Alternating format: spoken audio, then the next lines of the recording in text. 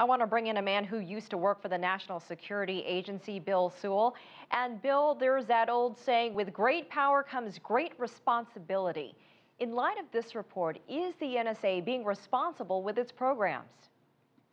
Well, I think it is being responsible. I saw the headline in the Washington Post, and it was a shocking headline, but I think it was crafted to be shocking.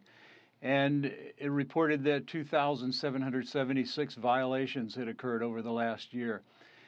It's important to understand that when court orders or executive orders or laws are promulgated to the intelligence community, countless procedures and processes are put into place, written down and put into place. So any violation of any one of the steps along the way in these processes and procedures gets counted and it gets reported. An errant keystroke, an operator asking the computer for a piece of information and getting some unexpected result. So I think that the severity of the implication in the Washington Post headline is quite overstated, quite overblown. Well, we heard just a short time ago in an Anand's piece, we heard from U.S. President Barack Obama. I want to play you something else that he said and get your reaction on the other side. Okay. I called for a thorough review of our surveillance operations before Mr. Snowden made these leaks. My preference, and I think the American people's preference, would have been for a lawful, orderly examination of these laws, a thoughtful, fact-based debate.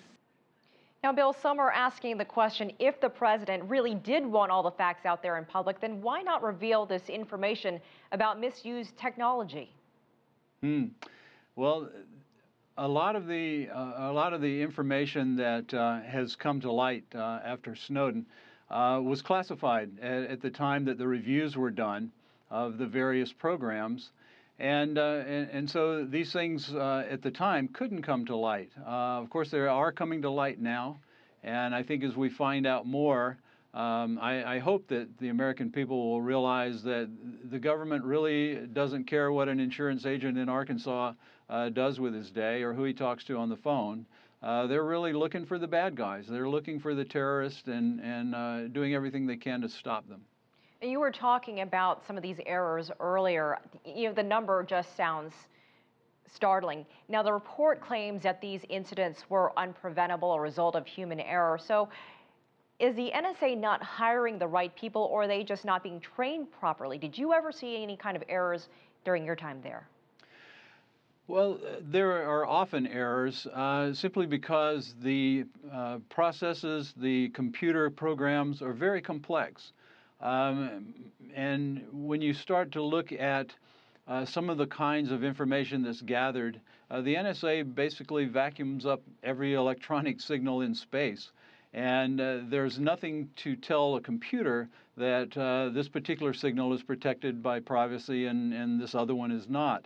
So as the analysts are sorting through these various communications and various signals, it's not uncommon for a small mistake to be made. But then there are procedures in place that once that happens, that violation is mitigated. The information is destroyed or it's otherwise taken out of play. So I'm again not that concerned that some of these things are happening. It does sound dire, though, because, you know, in the regular world, if someone breaks the rules or oversteps their legal authority, they have to answer to any, to consequences. So in this case, do you anticipate that the NSA will have to face any consequences at all?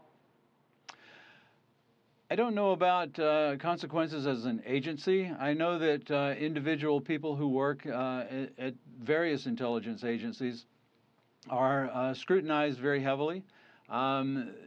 If you are found to be doing something nefarious, you can lose your clearance, which means you lose your job and won't likely get another job in that agency. And so your career is over. So I don't know what kind of punishment, if you want to call it that, could be meted out against the NSA as an agency, but certainly I think Congress will take a hard look at their processes and their procedures to make sure that they're the right ones. All right, Bill Sewell joining us live from Los Angeles. As always, we appreciate your time. Thanks so much. Thank you.